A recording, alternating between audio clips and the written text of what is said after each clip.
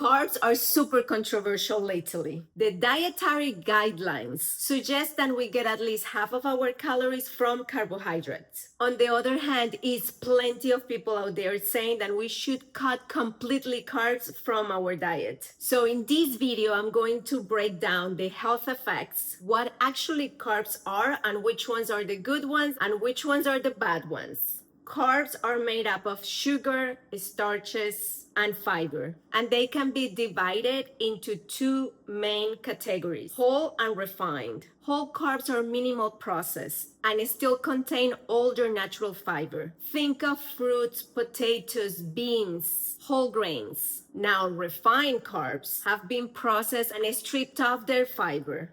For example, sodas, fruit juices, white bread, pastries, and most ultra-processed snacks. Here is one of the problems with refined carbs. They increase blood sugar, and that spike usually is followed by crashes, which often leads to increase of cravings and hunger signals. So it's when you feel hungry, but you're not truly hungry, so your body doesn't truly need the food. And a little tip to figure out if it's like real hunger is like normally these cravings are for sugary stuff or carbs. Refined carbs are also very low in minerals and vitamins.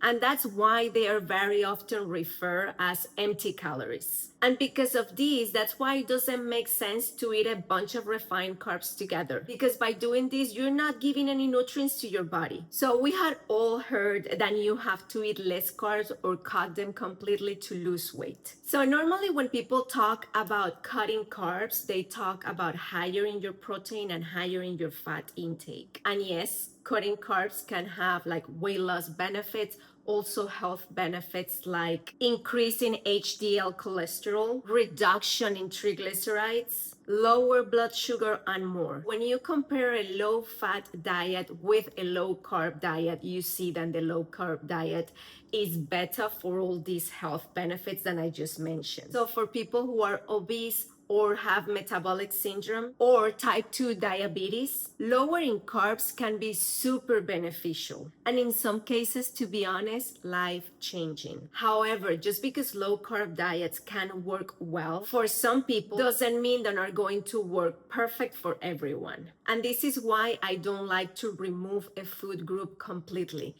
Our body needs them all. So yes, reducing carbohydrate intake can often reverse obesity, at least in part. But that doesn't mean that carbs were the original cause of that weight gain. And that's the most common misconception. While added sugar and refined carbs are clearly linked to high rates of obesity, the same cannot be said for fiber-rich whole food carbs. Let's be honest, humans have been eating carbs for thousands of years. Now, the obesity epidemic started around 1980, and that started at the same time where highly processed food started to rise. And the other thing that started to show up right at the same time was type 2 diabetes. And we can go back to studies and we will find that technically carbs are not essential for our diet. But the truth is, many carb-containing foods are highly nutritious. So it's a lot of people that use these studies to lean on and say, you see, you need to cut the carbs. Because yes, our body can survive without the carbs. When carb intake is extremely low, our brain can use ketones that come from fat for energy. The body can also create glucose from protein.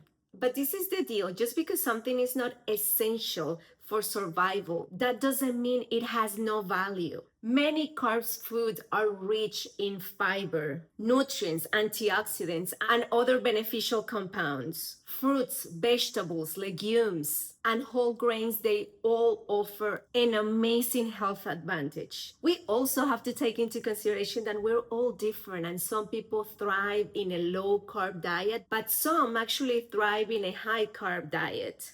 The truth is, it is not a universal rule about carbs. If you have a significant amount of weight to lose, or you are suffering from type 2 diabetes, or dealing with metabolic syndrome, you may be more sensitive to carbs than someone that is not. And in those cases, yes, lowering carbs is very beneficial. On the other hand, if you're metabolically healthy and simply trying to maintain your weight and your health, there is no reason to cut carbs.